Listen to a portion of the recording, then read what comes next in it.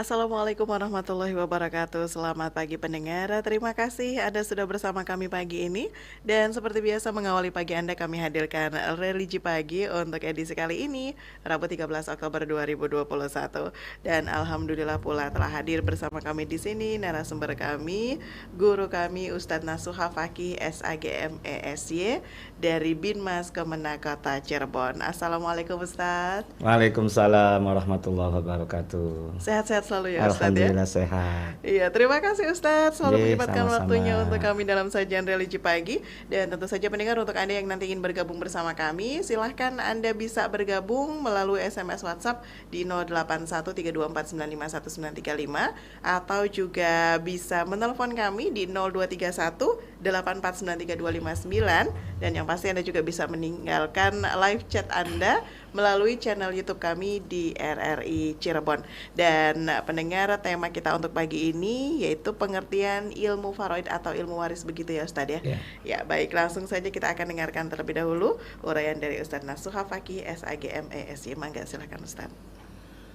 Assalamualaikum warahmatullahi wabarakatuh. Waalaikumsalam warahmatullahi wabarakatuh. Innal hamdalillah nahmaduhu wa nasta'inuhu wa nastaghfiruh wa na'udzu billahi min syururi anfusina wa min sayyiati a'malina may yahdihillahu fala mudhillalah wa may yudlil fala hadiyalah. Asyhadu an la ilaha illallah wahdahu la syarikalah wa asyhadu anna Muhammadan abduhu wa rasuluh. Allahumma salli wa sallim wa barik ala sayyidina Muhammad wa ala alihi wa ashabihi wa barik wa sallim ajma'in. La hawla wa la quwwata illa billahil aliyil azim, amma ba'd. Para pendengar setia RRI Radio Tanggap Bencana COVID-19 yang dimuliakan oleh Allah Subhanahu wa taala.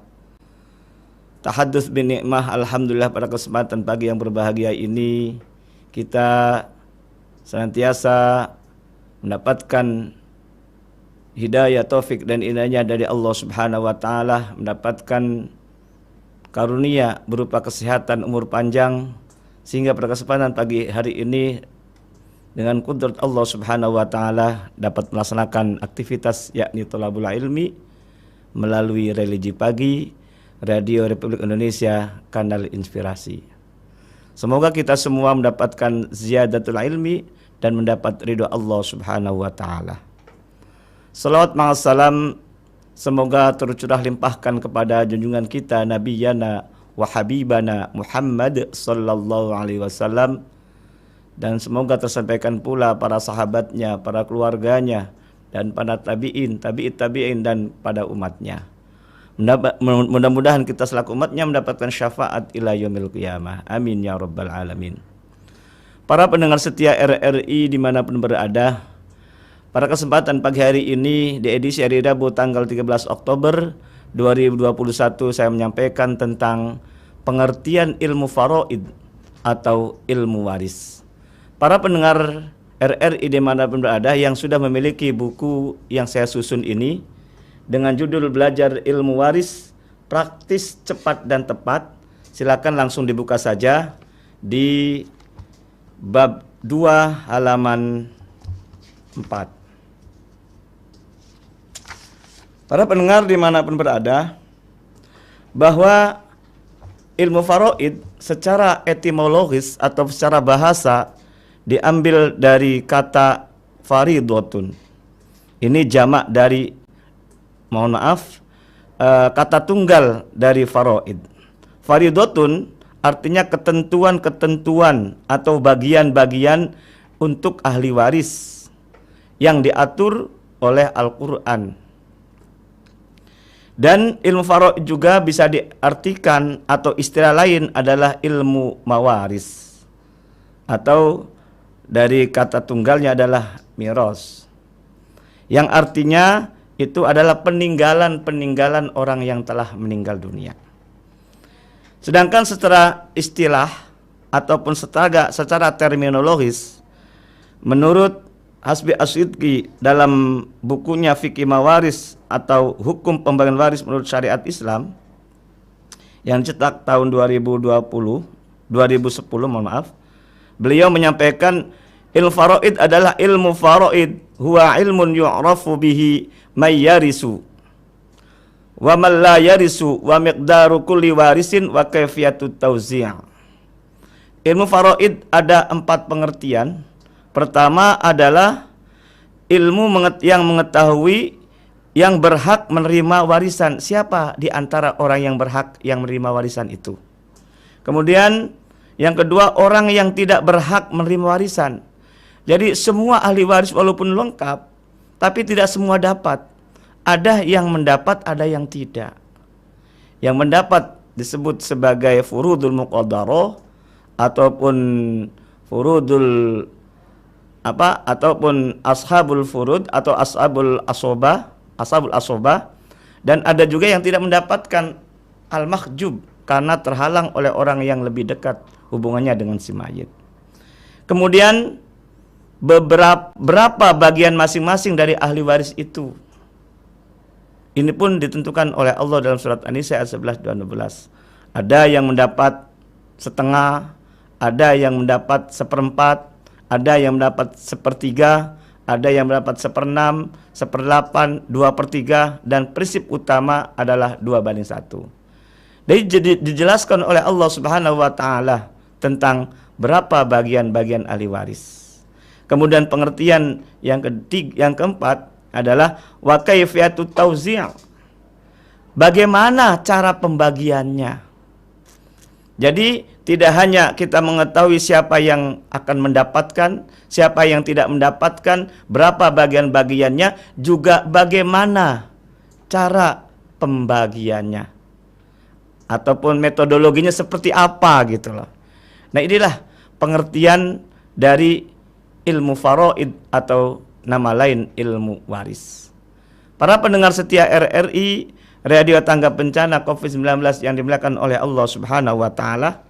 Kemudian dipertegas juga dalam kompilasi hukum Islam, yakni produk hukum yang milik orang Indonesia.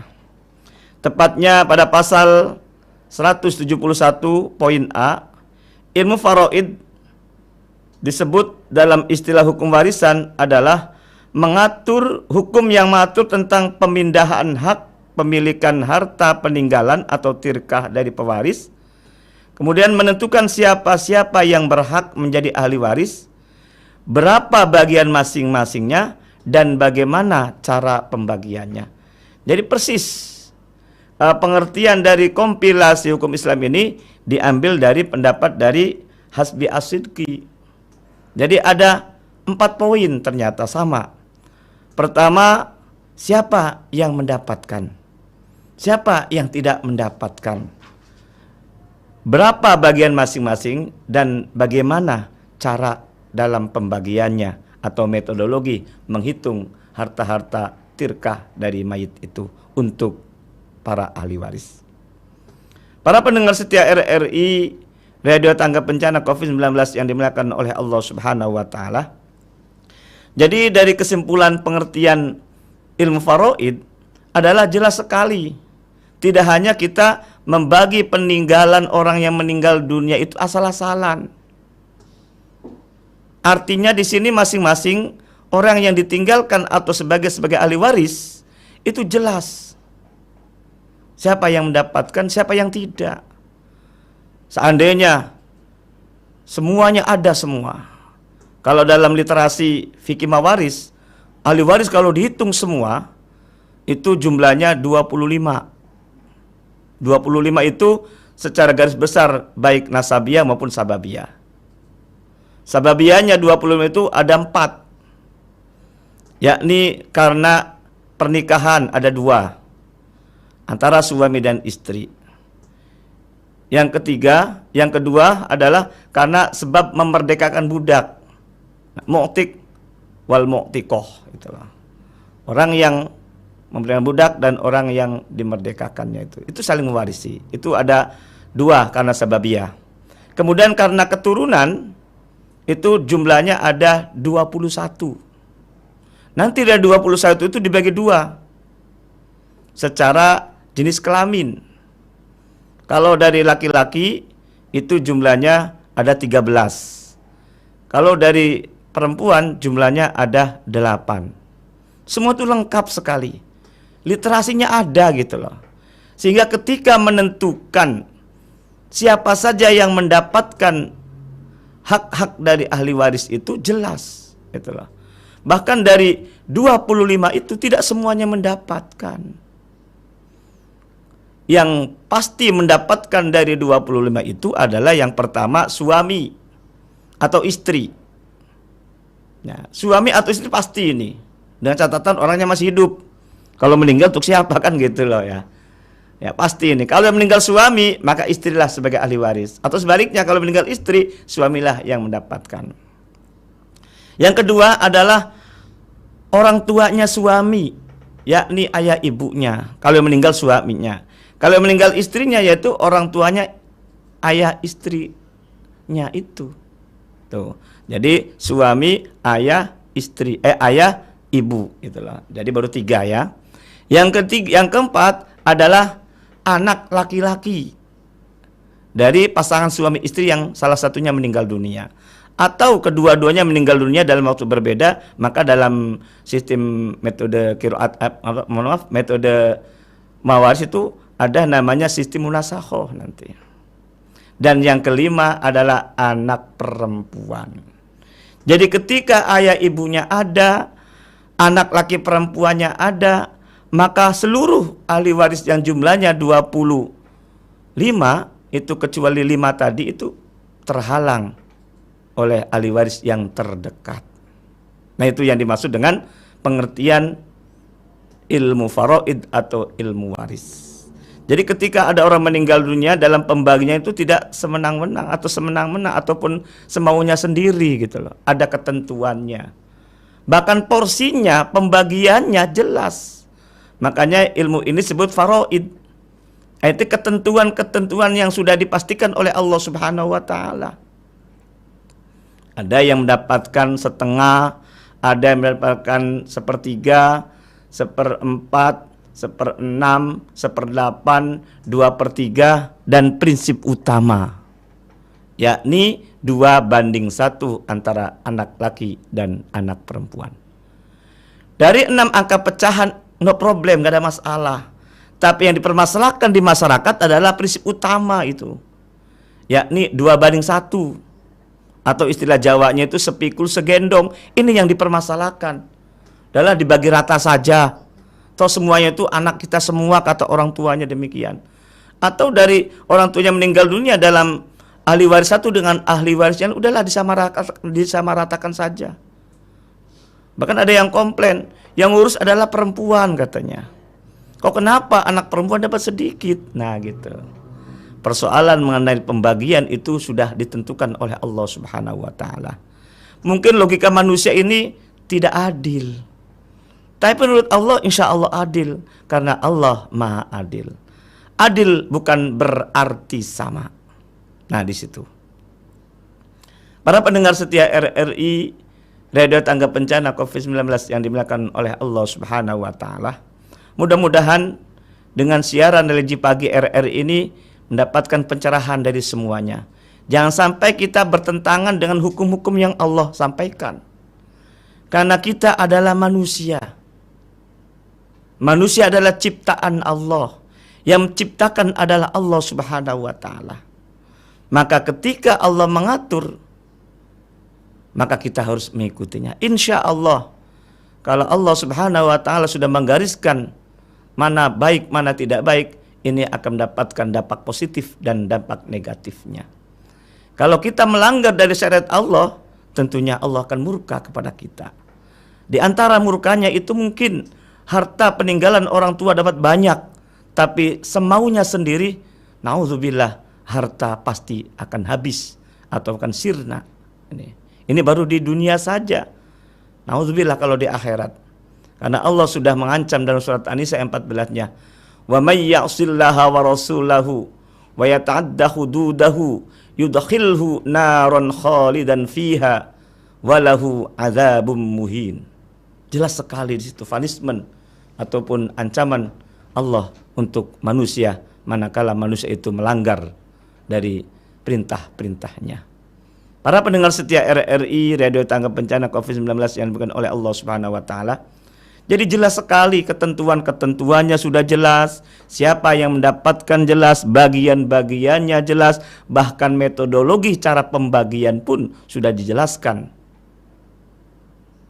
Mana kesempatan kali ini mari kita bersama-sama berdiskusi, berdialog interaktif bersama saya di RRI Religi Pagi yang dipandu oleh Bu Lisma. Disilakan, Mas. Baik, terima kasih Ustadz, dan silakan pendengar, sekali lagi untuk Anda yang ingin bergabung bersama kami, Anda bisa bergabung ya melalui telepon di 0231849329 atau juga berkirim SMS WhatsApp-nya di 081324951935 atau tinggalkan live chat Anda di channel YouTube kami RRI Cirebon. Assalamualaikum.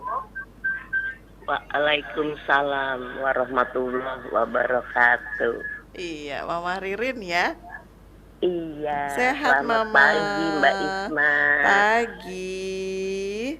Udah sibuk apa pagi ini, Ma? Apa ya, baru cokel-cokel tanaman, siram-siram. Baik, Masya Allah. Baik, silakan Mama. Iya. Assalamualaikum warahmatullahi wabarakatuh. Waalaikumsalam warahmatullahi wabarakatuh. Alhamdulillah sehat. Sakit gigi sedikit. Kemarin sakitnya luar biasa, sekarang Yang penting alhamdulillah. tidak sakit hati ya. Masih mending sakit hati kayaknya dia, mah. Oh gitu. Iya, gampang move on kalau sakit hati. Sakit Kalau sakit gigi. gigi nggak ada yang nengok ya. Iya, Mah. Mangga, Mama. Pak Ustadz, saya mau bertanya begini Pak Ustadz. Ini terjadi sama warga. Itu paman dan bibi itu meninggal dua-duanya tapi tidak mempunyai keturunan. Kemudian yang mendapatkan warisan itu kenapa saudara-saudara kandungnya dari paman itu yang masih hidup, sedangkan dari kakak-kakak yang lain sudah meninggal tapi ada keturunannya, malah tidak mendapatkan. Nah itu bagaimana Pak Ustadz? Mohon penjelasannya. Jadi kami itu belum mengerti cara ininya gitu, pembagiannya. Justru kok yang hidup yang dapat, yang masih hidup, kan kita 11 bersaudara Pak Ustadz. Laki perempuannya? Ya. 11 bersaudara, laki perempuannya? Perempuannya, laki-lakinya 2. Oh, 2. Iya, perempuannya 9. Dari 11 itu sudah punya anak semua ya, saudara tersebut? Ada yang tidak mempunyai anak, ada. Yang tidak punya anak berapa? Tapi masih hidup. Oh, masih hidup yang tidak punya anak. Yang meninggal ya, sudah punya terus, ya? Ya. Okay. Iya. Nah, terus kemudian yang masih hidup lagi perempuan itu 3. Jadi tinggal 4 yang itu yang masih hidup. Jadi mereka aja yang dapat bagian. Kita semua gigit jari gitu. Ya Allah, kasihan banget. Oh iya, katanya yang dapat hanya yang masih hidup. Ya. Mohon penjelasannya Pak Ustadz. Ya. Terima kasih. Assalamualaikum warahmatullahi wabarakatuh. Waalaikumsalam warahmatullahi wabarakatuh. Mangga, silakan Ustaz. Terima kasih Mama Ririn di Kota Cirebon ya. Di Saleh ya. Iya, Jalan Saleh. Ya, terima kasih Mama Ririn, semoga sehat selalu di sana. Kaitannya dengan paman bibi menikah tidak punya anak, kemudian aset-asetnya itu dibagi ataupun diberikan kepada ahli waris yang masih hidup saja. Itu tidak tepat dan tidak boleh bahkan. Karena bagaimanapun juga dari saya sampaikan 25 itu semua sama-sama hak. Adapun ada yang terhalang dan ada yang menghalangi. Siapa yang menghalangi nanti kita bahas nanti berikutnya. Adapun kita bahas mengenai yang dipertanyakan oleh Mama Ririn, itu suami istri atau paman bibi itu siapa yang lebih dulu meninggal. Sumpama ini yang meninggal dulu, pamannya juga, pamannya dulu. Maka aset-aset dipastikan. Aset itu harta bersama atau harta bawaan. Sumpama taruhlah, ini saya ilustrasi sederhana saja. Asetnya dari harta setelah menikah. Nilainya 1 miliar sumpama. Yang meninggal dunia adalah yang pertama suaminya atau pamannya tadi. Maka yang langkah pertama haknya milik suami dulu yang dibagi. Walaupun istri sudah meninggal dunia juga, tapi belum sempat membagi hak miliknya suaminya, itu tetap ada 2 tahapan yang harus dilalui. Karena dari suaminya atau pamannya itu punya ahli waris yang lain atau saudara-saudara kandungnya suami. Dan boleh jadi juga saudara-saudara istri pun punya gitu loh. Maka dari 11 saudara itu, mana dari saudaranya suami atau paman tadi, mana dari saudaranya istri tadi atau bibinya gitu loh. Jadi tidak dipukul rata gitu loh. Nah, jadi karena semua punya hak dan hukumnya masing-masing. Tidak kolektif kolegial, bukan. Kecuali kalau perkantoran itu kolektif kolegial itu loh. Kalau masalah warisan itu masing-masing personifikasi ataupun pribadi masing-masing. Jadi kalau seandainya 1 miliar itu hasil dari pernikahan, yang meninggal suami terlebih dahulu, maka dibagi 2 dulu. Antara suami istri. Suami dapat 500 juta, istri dapat 500 juta. Mana dasarnya? Karena aset-aset itu milik bersama, susah senang bersama, itulah. Nah, dibagi milik suami, siapa ahli warisnya? Ahli warisnya adalah istri, karena istri meninggalnya belakangan. Karena belum sempat membagi, tetap ketika pembagian dia hak dulu gitu. Mendapat seperempat, karena tidak punya anak. Nah, saudara-saudara kandungnya suami, saudara istri tidak dapat, karena kita yang dibahas atau pembagian milik suami saja dulu, gitu loh. Saudara-saudara suami juga dapat. Saudara istri tidak dapat karena meninggalnya suami atau paman tadi. Saudara suami mendapat asobah bil ghair karena ada laki perempuan. Sisanya berapa? Setelah diambil furudul muqaddarah 1/4, berarti sisanya 3/4 milik saudara-saudaranya suami. 1 miliarnya 1/4-nya adalah 125 juta. Itu miliknya istri dari warisan suami. Nah, sisanya adalah milik saudara-saudara suami. Berapa jumlahnya? Tinggal prinsip utamanya 2/1. Ini namanya ahli waris kalalah. Diatur lengkap dalam surat An-Nisa ayat 176 itu. Kalau sudah selesai tahap pertama miliknya suami, diberikan hak warisan kepada si istri dan kepada saudara-saudara suami. Sudah selesai, kemudian istrinya meninggal dunia. Nah, baru ketika istrinya meninggal dunia, hak warisnya kepada saudara-saudaranya istri. Saudaranya suami tidak dapat. Karena saling mewarisi karena ada hubungan nasabiah ataupun keturunan. Jadi bagian hak istri kan ada 2 tadi. Separuh dari harta bersama yakni 500 juta. Dan 1/4 dari warisan suaminya adalah 125 juta. Jumlah total adalah 625 juta. Nilai total 625 juta ini diberikan hak warisnya kepada saudara-saudaranya istri. Dengan prinsip utama juga yakni 2/1. Adapun informasi tadi kata Mama Ririn, ada salah satu di antara ahli warisnya ada yang meninggal dunia. Saya tanya, kalau seandainya meninggal dunia tidak punya keturunan, nggak usah dikasih. Kalau punya keturunan dapat hak. Karena bagaimanapun juga saudara satu dengan saudara yang lain tidak ada istilah mantan. Yang mantan hanya apa saja Mbak Lisma? Suami istri saja. Tidak ada mantan yang namanya saudara kandung, saudara seayah, tidak ada istilah mantan. Walaupun meninggal dunia lebih dahulu dengan catatan punya keturunan, dapat hak. Keponakan-keponakannya nanti akan yang menerimanya. Istilah dalam kompilasi hukum Islam adalah ahli waris pengganti. Mohon maaf, masyarakat kadang tidak paham hal demikian ini. Betul. Jelas sekali hadisnya, ayat Al-Qur'annya jelas. Kompilasi hukum Islamnya sudah menentukan hal demikian. Tujuannya apa? Untuk mengharmoniskan dalam keluarga. Karena sering terjadi sebelum kompilasi muncul, itu ponakan-ponakan tidak dapat. Karena dengan alasan cucu itu tidak dapat atau keponakan tidak dapat. Nah, yang dapat adalah saudaranya terlebih dahulu, nanti haknya saudara yang meninggal dunia itu diberikan haknya kepada keponakan sebagai anaknya saudara tadi. Itu yang tepat sekali. Demikian mudah-mudahan dapat dipahami. Baik Ustadz, selanjutnya kita kembali sapa pendengar lagi. Assalamualaikum. Waalaikumsalam warahmatullahi wabarakatuh, Mbak Lisma Yuliasari. Iya Bu Indra, terima kasih sudah sabar menanti ya. Oh, selalu. Iya. Iya. Mangga Ibu silakan. Ya. Assalamualaikum Ustadz Nasuha Fakih. Waalaikumsalam warahmatullahi wabarakatuh. Waduh, baju putih, jas hitam. Putih hitam, semangat Jokowi. Wah. Iya. Nah, nggak jawab Mbak Isma, Pak Ustadz Nasuha Fakih terpana tidak menjawab. Speechless Ibu. Belum saatnya kampanye.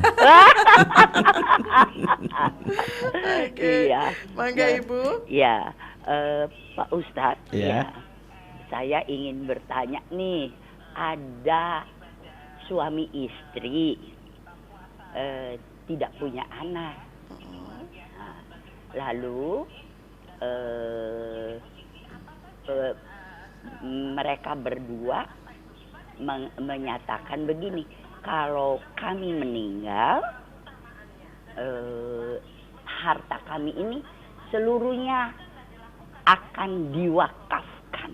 Nah, ini kalau ada pesan begitu, apa yang harus dilakukan oleh saudara-saudaranya ini? Iya, terima kasih Pak Ustadz.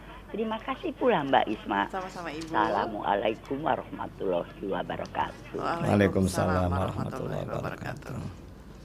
Ya, langsung jawab. Terima kasih Bunda Indra, kaitannya dengan sama kasusnya seperti Mama Ririn, yakni suami istri tidak punya keturunan ya. Iya. Nah, bagaimana cara pembagiannya, dan sudah ada wasiat lah, taruhlah wasiat lah ya. Seluruh asetnya itu diwakafkan semua. Mohon maaf, itu tidak boleh. Sebabnya apa tidak boleh? Karena ada ketentuan-ketentuan. Artinya, sekalipun dia tidak punya keturunan, kemudian supaya inginnya itu aset-aset itu mengalir pahalanya kepada mereka sebagai yang punya itu, istilahnya sedekah jariyah, itu tidak tepat. Karena sebabnya apa? Karena ada hak ahli waris yang pasti, yakni saudara-saudara kandungnya. Sebenarnya saya sampaikan dari Ustasi tadi, pertanyaan dari Mama Ririn tadi. Boleh melalui wakaf, tidak semuanya, yakni hanya 1/3.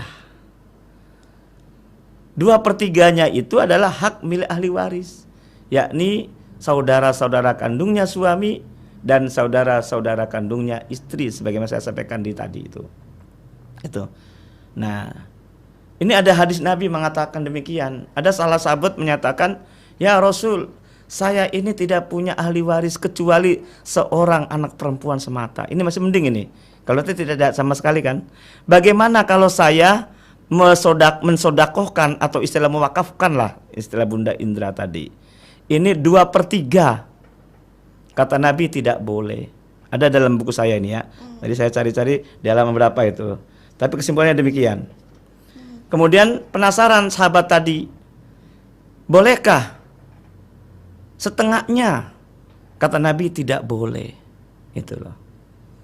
Kemudian penasaran lagi sahabat lagi bertanya, bolehkah 1/3-nya? Kata Nabi lebih dari cukup.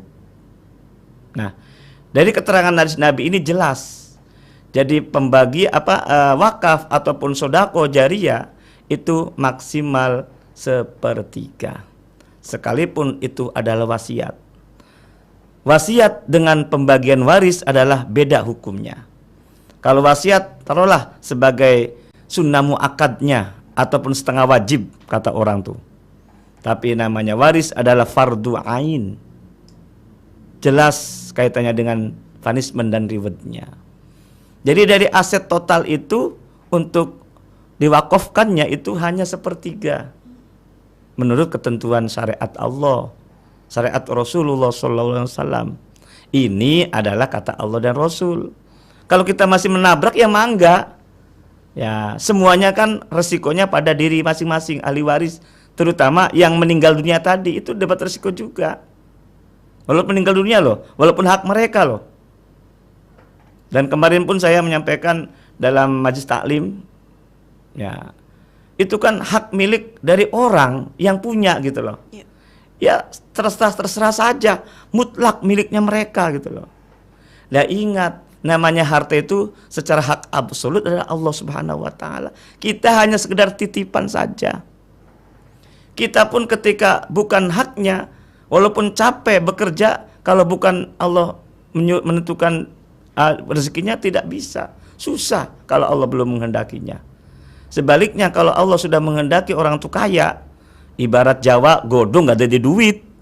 Semuanya adalah Allah yang memberikannya. Dan Allah yang memberikannya, kita sebagai agen atau sebagai apa istilah itu yang dititipkan. Ketentuan-ketentuan sudah diterangkan oleh Allah Subhanahu wa taala. Nah, itu. Jadi bukan hak mutlak milik orang yang tadi itu loh. Mutlak adalah milik Allah Subhanahu wa taala. Allah memberikan ketentuan-ketentuan dalam Al-Qur'an. Jadi kesimpulannya, ketika ada orang niat baik tapi tidak benar menurut syariat, yang disampaikan oleh Rasul hanya maksimal 1/3. Jadi nggak apa-apa kalau mohon maaf Ustadz dilanggar begitu. Oh, justru harus kita dilanggar. Luruskan lagi. Ya, harus lebih baik. Ya, harus dilanggar, jangan diikutin. Dalam hadis Nabi yang lain mengatakan la ta'ata li makhluqin fi maksiatin khaliq. Enggak usah taat kepada makhluk. Tadi suami istri makhluk bukan kira-kira? Makhluk kan? Iya. Ciptaan Allah bukan? Iya. Ciptaan Allah. Nah, makhluk itu melanggar gitu loh. Fi maksiatin khaliq. Makhluknya itu bermaksiat kepada Allah. Allah itu sang pencipta. Manusia adalah yang diciptakan. Itu jelas prinsipnya demikian. Oke. Jadi wasiatnya yang bisa gugur demi hukum hanya 1/3 saja. Ditunaikan hanya 1/3 saja. Sisanya untuk ahli waris yang lain. Sisanya untuk ahli waris yang lain yang dapat haknya gitu loh. Ini masyarakat juga banyak yang demikian. Tadi saya di Majlis Ta'lim juga saya sampaikan baru kemarin hari Minggu itu loh. Di Perumnas itu loh ya. Ini sebagai gambaran. Nah, jadi ternyata saya juga ketika dapat penelitian dari Kementerian Agama RI tahun 2020, 90% itu tidak secara syar'i, tidak secara warisan itu loh. Melalui wasiat, melalui hibah. Ya, Ustaz, ya? Kayak sinetron. Makanya di akhir zaman ini mungkinkah ini akhir zaman ini. Karena pertama kali ilmu yang dicabut, pertama kali ilmu yang disepelekan oleh manusia adalah ilmu waris. Gitu loh. Iya, ya, Ustaz, ya. Wa yunsa wa huwa awwalun min ummati. Gitu loh. Ya. Ilmu waris itu disepelekan. Betul, Ustaz. Ya mangga lah kalau menyepelekan lah. Jangan tapi resikonya untuk orang tersebut kan gitu loh. Betul. Kita juga sebagai amar ma'ruf nahi mungkar di RRI ini. Baik. Kembali kita sama pendengar lagi ya, Ustaz. Assalamualaikum. Waalaikumsalam warahmatullahi wabarakatuh. Anjurisma Juriasari. Iya, Pak Rubin sehat ya? Alhamdulillah. Assalamualaikum Ustadz kita. Waalaikumsalam warahmatullahi wabarakatuh. Gimana Pak Rubin, sehat di Brebes? Ya, alhamdulillah sehat.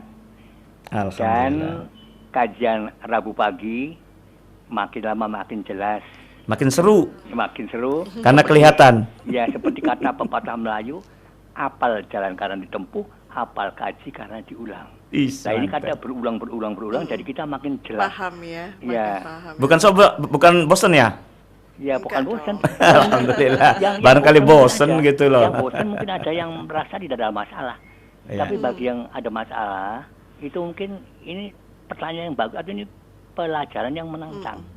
Termasuk saya pagi ini mau menanyakan dari An-Nisa surah keempat ayat 11 tadi dikatakan bahwa kalau punya anak perempuan 1 cuma setengah, tapi kalau 2 itu lebih dari 2 itu 2/3. Ini saya juga di sini masih kurang paham ini Pak Ustaz. Jadi kalau anak perempuan cuma 1 berarti setengah, yang lain hak-hak yang lain. Kalau lebih dari 2/3. Lah kalau anaknya 2, ini bagaimana? Jadi Anaknya kalau dua anak perempuan perempuannya semua dua, gitu. ini bagaimana pembagiannya? Anak Adik perempuan, mereka anak dua itu laki perempuan, Pak? perempuan semua. Perempuan semua, oke Nah, siap. itu nanti dapatnya pembagiannya bagaimana? Bagaimana? Ya. Paham. Begitu saja barangkali. Ya. Matur nuwun. Wassalamualaikum warahmatullahi wabarakatuh. Waalaikumsalam warahmatullahi wabarakatuh. Langsung jawab? Enggak, silakan Ustaz. Oke, terima kasih Pak Derubin di Brebes. Mudah-mudahan sehat selalu sehingga aksis untuk mendengarkan RRI kami ini. Kaitannya dengan ketentuan Allah surat An-Nisa ayat 11 itu jelas sekali. Kalau anak perempuan tunggal dalam ketentuan Al-Quran itu adalah mendapat setengah. Kalau anak perempuannya lebih dari satu, entah 2, 3 dan seterusnya, tapi catatannya perempuan semua loh, Ya. nggak ada laki-laki sama sekali. Nah, maka dapatnya 2/3, tepat sekali menurut Pak Derubin. Dan itu Al-Quran yang berbicara, bukan manusia, bukan saya. Allah yang sudah menentukan itu loh. Nah, bagaimana cara pembagiannya? Gampang. Kalau sekiranya ahli waris adalah ada suami yang meninggal, istri berarti kan ya, maka anak perempuannya 1 gitu seumpama. Ini Maka langsung 2, minta 2. oh langsung 2 boleh. Ya, langsung 2. Ya kita ilustrasi 2 saja lah. Ya, langsung 2. Kalau misalnya 1 atau 2 boleh. Jadi kalau ilustrasinya pertama itu yang meninggal istri, suami sebagai ahli warisnya, 1 anak perempuan sebagai ahli warisnya, dan kalau yang meninggal yang ahli waris anak-anaknya itu hanya anak perempuan semata, maka ingat saudara-saudaranya istri dapat hak. Gitu loh. Saudara-saudara istri dapat hak sebagai asobah ma'al ghawir nanti. Ketentuannya suami dapat 1/4 karena ada anak. Anak perempuan tunggal dapat setengah. Pasti ada sisa. Sisanya berapa? Sisanya adalah untuk saudaranya istri. Karena angka pecahan tidak sama, 1/4 sama setengah. Maka diambil KPT, kelipatan persekutuan terkecil. Yang habis dibagi 4, habis dibagi 2. Berarti berapa? 4 kan gampang. 4 bagi 4. 1 kali 1. 1 untuk suami. Kemudian 4 kali 2. Bagi 2. 2 kali 1, 2. Berarti untuk anak perempuan tunggal 2. 2 tambah 1 sama dengan berapa? 3. Menuju angka 4 sisanya? 1. Satunya untuk saudara-saudaranya istri. Yang tadinya suami dapat 1/4 tetap mendapat 1/4 juga. Yang tadinya anak perempuan dapat 1/3 atau 1/2 atau setengah, sekarang berubah menjadi 2/4. Nah, kan jelas. Untuk saudara-saudaranya istri dapat 1/4. Nanti di jumlah total 1 nanti. Ya, 1/4 tambah 2/4 tambah 1/4 jumlahnya kan 4/4. 4 bagi 4 sama dengan 1. Ibarat semangka dicacah-cacah, kamu dapat sekian. Kemudian nanti kalau dikelompok lagi tetap 1. Itu namanya pembagian yang sangat mudah sebetulnya. Tapi orang tuh ribet, enggak, gampang kok, ya gitu loh. Ya, itu kalau kasus yang pertama. Kalau kasus yang kedua, anaknya ada lebih dari 1. Iya, dua gampang, perempuan 2 perempuan semua. Ya, anak yang meninggal dibalik sekarang. Tadi istri ya. Iya. Sekarang suami yang meninggal nih, gampang. Tetap sama saja, cuma bedanya kalau suami dapat mohon maaf, tadi yang meninggal istri ya? Tadi yang contoh pertama istri Iya, yang istri. meninggal. Sekarang suami yang meninggal.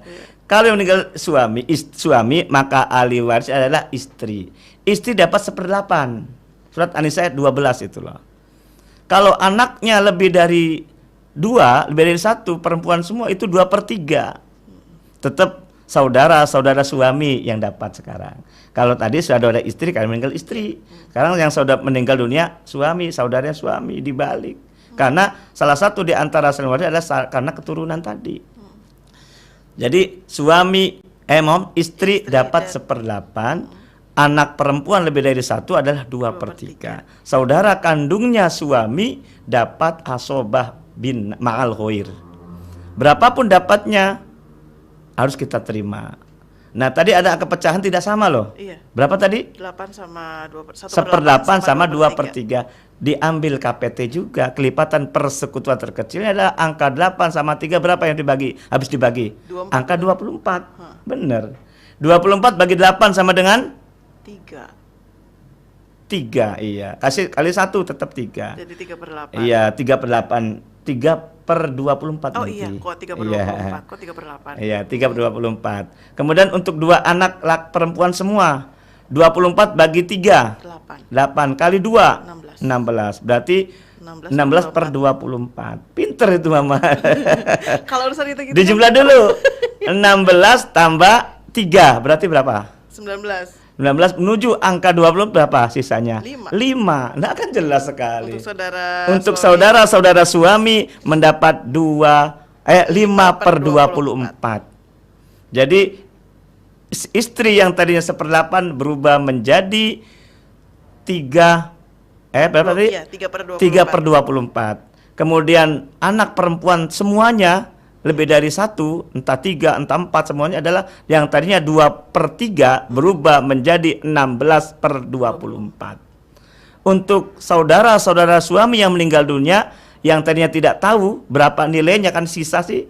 Sisa itu ada 3 kemungkinan masalahnya. Dapat banyak, alhamdulillah. Dapat sedikit, lumayan. Tidak dapat sama sekali, gigit jari. Kata siapa tadi jadi itu? Ada ketentuannya, ada metodologinya, jelas sekali itu loh. Jadi yang tadinya tidak jelas menjadi jelas. Asobah tidak ngerti, tidak jelas kan jelas. Berapa sisanya tadi? 5/24. Jumlahnya total berapa? 3 tambah 16 19 tambah 5 24. pas 24. 24 bagi 24 sama dengan 1. gampang kan gitu. Iya. Yang susah adalah menyadarinya. Betul. Mengikhlaskannya juga. Mengikhlaskannya juga. Semuanya ketentuan Allah. Iya. Bukan sekarang dewek. Allah sudah menentukan dari pengertian waris tadi. Iya. Siapa yang mendapatkannya, siapa yang tidak mendapatkannya, berapa bagian-bagiannya, metodologinya seperti apa. Nah ini metodologinya seperti itu. Insya Allah tidak ada yang susah. Yang susah menyadarinya dalam waris. Karena warisan adalah harta, mohon maaf, karena harta, karena menjadi gelap mata. Ini aja persoalan. Betul Ustaz, itu dia ya. Jadi jelas ya Pak Derubin, jadi setengah itu manakala tidak hanya 1 perempuan, kalau lebih dari 1 adalah 2/3. Cara pembagiannya, metodologinya tadi saya sampaikan tadi. Ya, demikian. Siap Ustadz. Dan ini kita sama pendengar yang sudah bergabung di WhatsApp Ustadz. Ada Pak Muhammad di Tukmudal. Assalamualaikum Ustadz. Mau tanya, mohon maaf kalau di luar tema. Ini masalah perkawinan dari Capil, ada pembuatan kakak kawin sirih. Jika ada, bagaimana kesempatan perempuan bisa kawin lagi? Misal seorang pria mengucapkan kata memisahkan diri. Apakah pria ini berdosa? Karena pria ini tidak bisa memberi nafkah lahir dan batin. Kemudian istri kawin lagi. Bagaimana ini Ustadz? Terima kasih. Oke, sekarang lagi viral juga ya. Di viral itu kalau nggak salah dari Kementerian Kependudukan, siapa namanya itu kalaupun kawin siri itu tetap dibikinkan kakak dan seterusnya. Nah itu. Nah dan bukan kakak, akte kelahiran. Ya itulah. Nah ketika tidak punya dokumen resmi dari negara, yakni kutipan pernikahan itu atau akte nikah itu, maka hanya seorang ibu nanti dalam keterangan di akte kelahirannya itu. Nah, adapun persoalan itu kemudian cerai kemudian nikah lagi gitu si suaminya. Jadi gini, cerai, istrinya mau nikah lagi. Iya, istrinya mau nikah lagi. Karena suaminya itu tidak memberikan nafkah ataupun memberikan kewajiban lah itulah. Jadi gini, walaupun pernikahan itu siri, tapi tetap ketika saat waktu cerai pun emang tidak di pengadilan sih. Ketika saat dia katakan cerai, maka sudah pasti dalam lisannya sudah menceraikan itu, maka dengan sendirinya akan gugur pernikahan itu, kemudian nikah lagi. Makanya negara hadir ini administrasinya jelas gitu loh. Tapi kalau secara tidak dicatat di KUA nanti susah gitu loh. Dan dalam hukum pun nanti bingung gitu loh. Walaupun haram wal haram kan jelas sebetulnya. Tapi kan tadi kan kalau nikah secara sah di KUA nanti yang memutuskan adalah pengadilan agama. Dan mulai berlaku iddah pun adalah saat waktu diucapkan di sidang pengadilan agama itu. Adapun bagi orang yang nikahnya siri tidak dicatat di KUA dan ketika dia mau nikah lagi, itu harus jelas pula dari masing-masing suami istri tadi. Kalau sekiranya alasannya suami tidak punya tanggung jawab untuk melaksanakan kewajibannya, tetap disampaikan dulu kepada si suami tadi. Ridho enggak suami itu ketika istrinya nikah lagi? Nah itu loh. Sekiranya suami ridho karena merasa dirinya tidak bisa menjalankan kewajibannya, kemudian suami menjatuhkan talak secara lisan, tidak di sidang pengadilan, maka itu sah ataupun halal istri nikah lagi. Tapi kalau tidak ridho dan tetap sebagai kewajiban sebagai tanggung jawabnya suami, maka tidak halal nikah lagi dengan suami berikutnya. Itu. Jadi minimal ada 2 orang saksi, itu loh. Jadi tidak semudah. Pisah itu harus ada saksi juga. Nah itu supaya jelas, jangan seenaknya sendiri. Mohon maaf, namanya pernikahan kan itu ya. Kata Ujang Bustami, kikuk-kikuknya gitu loh. Iya Ustaz. Saya penggemar YouTube-nya Ujang Bustami masalahnya. Baik. Ya, gitu maksudnya itu. Jadi kita harus hati-hati dalam kikuk-kikuk itu. Itu. Karena sudah diatur gitu. Jangan sampai kita berzina lah gitu loh. Nah, gitu ya. Jadi kembali kepada persoalan kepada ikhlas enggak si suami tadi dalam pernikahan siri ketika istrinya menikah lagi. Jadi ada kepastian hukum walaupun dalam lisan saja, tapi jelas kepastian hukumnya. Sehingga dia halal nikah lagi dengan suami berikutnya. Oke, gitu. Baik Ustadz. Ya ini selanjutnya Ustadz mohon nanti dijawab dengan singkat. Assalamualaikum Ustadz, ini ada dari Mama Fitri mau tanya. Ada satu keluarga suaminya kena PHK, kemudian setelah itu terjadi pertengkaran sampai KDRT. Suaminya sering dicaci maki oleh istri karena dulu mewah, sekarang pas-pasan. Punya anak laki-laki 1, perempuan 1. Suaminya sering diusir padahal yang membangun rumah semuanya dari suami. Tapi memang di atas tanah mertuanya. Mertuanya istri. Orang tuanya istri. Orang tuanya istri. Kalau terjadi perceraian, bagaimana pembagian harta gono gininya? Terima kasih Ustaz. Mohon dijawab singkat Ustaz. Oke, singkat. 2 menit ya. Kaitannya dengan perceraian itu ketika menggugat di pengadilan agama, ingat jangan hanya sekedar minta penetapan perceraian saja. Minta pembagian harta gono gini, harta bersama itu. Betul, Ustaz. Namanya hakim itu tergantung positanya. Tergantung permintaannya. Kalau permintaan hanya sekedar untuk cerai saja cerai. Dan jangan lupa ada 3 permohonan kepada hakim itu. Saya jadi hakim nih. Ya emang saya dalam pendidikan saya di pengadilan agama sih. Pertama minta putusan cerai. Yang kedua minta pembagian hak gonogini. Yang ketiga siapa yang cakap untuk menjadi hak asuh tadi itu. Hadona itu siapa itu loh. Jadi ada 3 perkara yang diminta putusan di pengadilan agama itu. Itu ya. Kalau sudah demikian kan jelas KDRT dan seterusnya itu sebagai salah satu alasan yang jelas putusan ataupun perceraian itu. Jangan kadang-kadang perceraian itu kadang-kadang direka-reka gitu loh. Kadang-kadang itu jangan sampai demikian. Nah, itu. Jadi kembali lagi ketika saat waktu mau perceraian itu jangan satu permohonan dari hakim itu. Yakni di samping itu adalah tentang hak gonogini itu. Karena apalagi tadi dijelaskan tanahnya milik orang tuanya istri. Tapi semuanya dari suami, yang bekerja suami. Maka di situ ada harta bersama, ada harta bawaan nantinya kan. Harta bawaan berupa tanah, harta bersamanya berupa rumah, bangunan rumah itu. Jelas insya Allah hakim pun akan melihat faktanya. Karena dalam pengadilan ada namanya gelar perkara nanti. Gelar perkara itu jelas mana saksinya, mana asetnya itu loh. Dan berapa ukurannya, dibangun saat kapan, itu jelas sekali gelar perkara itu nanti. Jadi nanti semuanya memang akan dirunut ya Ustaz? Akan dirunut semua itu loh. Jadi gak usah khawatir ya Ustaz? Jangan khawatir. Tinggal nanti disampaikan apa permohonannya. Karena hakim ini tergantung yang dimohon sih.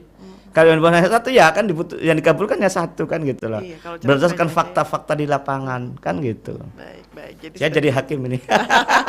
Tapi paling nggak jadi satu pencerahan Ustaz. Banyak kan di antara masyarakat kita tuh kalau misalnya mohon maaf kalau udah ngomongin perceraian udah yang penting putus dulu. Nah gitu. Karena di belakang sudah ada yang nunggu masalahnya. Itu persoalannya.